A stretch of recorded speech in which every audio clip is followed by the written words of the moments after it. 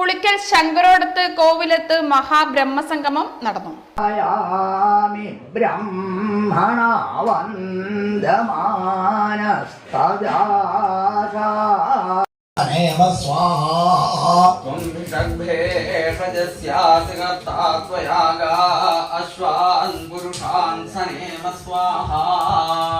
വേദസേ അഗ്നയേ ഇദം നമഃ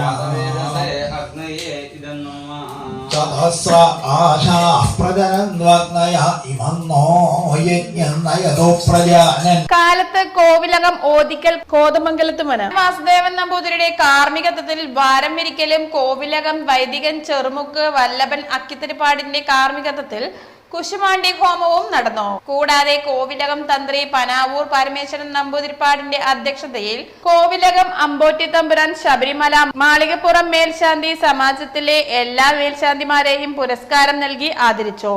ഭക്തിസാന്ദ്രമായ അന്തരീക്ഷത്തിലാണ് ആദരിക്കൽ ചടങ്ങ് നടന്നത്. ലോകസമാധാനത്തിന്റെ